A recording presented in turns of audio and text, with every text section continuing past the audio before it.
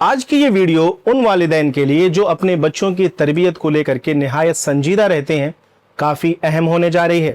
آج کی اس ویڈیو میں ہم بات کریں گے فیئر بیسڈ پیرنٹنگ کیا ہوتی ہے اور اس پیرنٹنگ کا اثر ہمارے بچوں پر کیا پڑتا ہے، نبی اکرم صلی اللہ علیہ وسلم کے تربیت کا انداز کیا تھا اور آپ اپنے بچوں کی غلطی کی اصلاح کس طرح کر سکتے ہیں۔ ناظرین السلام علیکم ورحمۃ اللہ وبرکاتہ، میں محمد یاسر عارف ندوی اور آپ دیکھ رہے ہیں ای دینیات آن لائن قرآن کلاسز کا آفیشیل چینل۔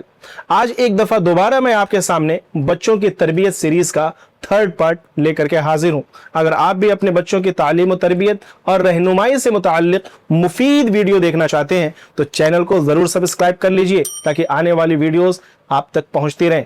تو آئیے شروع کرتے ہیں اور دیکھتے ہیں فیئر بیسڈ پیرنٹنگ کیا ہے۔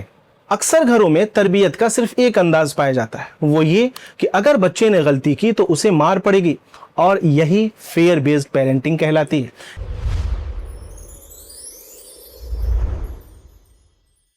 یعنی بچے کی اصلاح محبت سے نہیں بلکہ خوف کے ذریعے کرنے کی کوشش کی جاتی ہے، لیکن اس کی اصلاح بھی ہو جائے اس کی گارنٹی نہیں ہے۔ اور فیئر بیسڈ پیرنٹنگ کا ایک بڑا نقصان آپ کے بچے پر یہ ہوتا ہے کہ وہ ڈوئل پرسنالٹی یعنی دوہری شخصیت کا شکار ہو جاتا ہے۔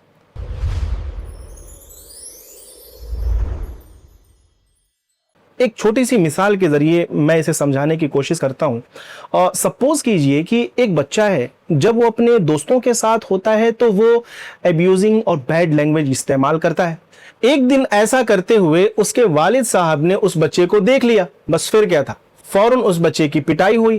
اب اس کا اثر یہ ہوا کہ بچہ جب بھی اپنے والد صاحب کو دیکھتا کہ وہ آ رہے ہیں یا وہ موجود ہیں تو بہت ہی مہذب زبان استعمال کرتا اور نہایت شریف بن کے رہتا، لیکن وہی بچہ جب اپنے دوستوں کے ساتھ ہوتا اور وہاں والد صاحب موجود نہیں ہوتے تو پھر وہی بیڈ لینگویج اور ایبیوزنگ ورڈز یوز کرنا شروع کر دیتا۔ ایسا کیوں ہوا؟ ایسا اس لیے ہوا کیونکہ آپ نے اپنے بچے کے دل میں برائی سے نفرت تو پیدا نہیں کی، ہاں آپ نے اپنے بچے کو اپنے مار سے ڈرایا ضرور۔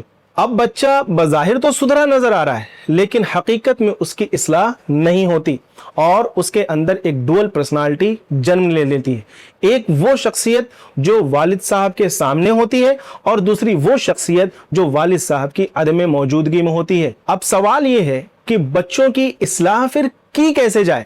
تو اس کا جواب یہ ہے کہ بچوں کی اصلاح کا طریقہ لو بیسڈ پیرنٹنگ ہونا چاہیے۔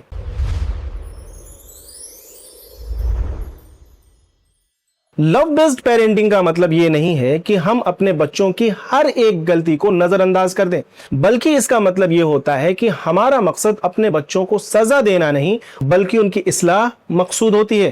ایک بہت اہم بات یاد رکھیے، آپ کا بچہ برا نہیں ہے، برا وہ عمل ہے جو اس نے اس وقت کیا ہے۔ آپ اپنے بچے کے اندر سے وہ برا عمل دور کر دیجئے، آپ کا بچہ اچھا ہو جائے گا۔ اگر بچہ کبھی کوئی غلطی کرے ہی تو اس پر ناراضگی کا اظہار تو کیا جا سکتا ہے، اور چیخنے، چلانے، مارنے، پیٹنے کے علاوہ کبھی کبھی ایک سنجیدہ اور معنی خیز خاموشی بھی بچوں کو یہ احساس کرا دیتی ہے کہ انہوں نے غلطی کی ہے۔ لیکن جب ماحول سازگار ہو جائے تو اپنے بچے کو پاس میں بلائیے، اس سے باتیں کیجیے، اس کی کاؤنسلنگ کیجیے، اس کو سمجھائیے کہ اس نے جو کام کیا وہ غلط کیوں تھا، اس کے کیا غلط نتائج برآمد ہوتے اور اچھے انسان کیوں اس طرح کے غلط کام سے بچتے ہیں۔ اور بہت اہم بات، اگر آپ اپنے بچے کے دل میں برائی سے نفرت بیٹھانے میں کامیاب ہو جاتے ہیں تو پھر یاد رکھیے، آپ موجود ہوں یا آپ موجود نہ ہوں، آپ کا بچہ برائی سے بچے گا اور اس کی سچی اصلاح ہوگی۔ لو بیسڈ پیرنٹنگ کی ایک خوبصورت سی مثال آپ صلی اللہ علیہ وسلم کی زندگی سے ملتی ہے۔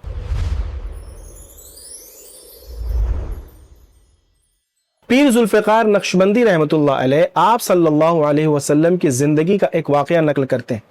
واقعہ یہ ہے، عرب میں ایک ماحول تھا کہ کھجور کے درخت سے جو کھجور نیچے گر جاتے ہیں اسے اذن عام ہوتا ہے، کوئی بھی اسے کھا سکتا ہے، لیکن کھجور کے درخت پر لگے ہوئے پھل یہ مالک کا حق ہوتا ہے۔ لیکن ایک بچہ تھا جو اکثر لوگوں کے درخت پر چڑھ کر کے کھجور کھا لیا کرتا تھا۔ ایک دفعہ وہ پکڑا گیا، آپ صلی اللہ علیہ وسلم کے پاس اسے حاضر کیا گیا۔ وہ بچہ سخت ڈرا ہوا تھا کہ اب جانے کیا ہوگا۔ آپ صلی اللہ علیہ وسلم نے اسے محبت سے قریب کیا، شفقت کا ہاتھ پھیرا اور پوچھا کہ بیٹے تم نے ایسا کیوں کیا؟ اس نے کہا کہ یا رسول اللہ مجھے بھوک لگی تھی۔ آپ صلی اللہ علیہ وسلم نے اسے کہا کہ بھوک لگی تھی تو نیچے جو گری کھجوریں تھیں اسے تم کھا لیتے، درخت پہ جو پھل ہے وہ تو مالک کا حق ہوتا ہے۔ اور پھر آپ صلی اللہ علیہ وسلم نے اس بچے کے لیے دعا دی۔ وہ بچہ جب بڑا ہوا تو وہ کہتا ہے آپ صلی اللہ علیہ وسلم کی اس دعا اور آپ کی نصیحت کے بعد میں نے زندگی میں کبھی چوری نہیں کی۔ اگر آپ چاہتے ہیں کہ آپ کا بچہ صرف آپ کے سامنے نہیں بلکہ آپ کے عدم موجودگی میں بھی اچھا انسان بن کر رہے تو خوف کی تربیت نہیں بلکہ محبت کی تربیت کیجیے۔ اور یاد رکھیے ہمارا مقصد اپنے بچوں کو ایسا انسان بنانا ہونا چاہیے جو ہمارے سامنے بھی اچھے رہیں اور ہمارے پیچھے بھی۔ اور سب سے اہم بات، خوف کی تربیت وقتی اطاعت تو پیدا کرا سکتی ہے ہمارے بچوں میں، لیکن محبت کی تربیت کردار بناتی ہے۔ اللہ تعالیٰ مجھے بھی اور ہم سب کو اپنے بچوں کی اچھی تربیت کی توفیق عطا فرمائے۔ ملتے ہیں اگلی ویڈیو میں۔ السلام علیکم ورحمۃ اللہ وبرکاتہ۔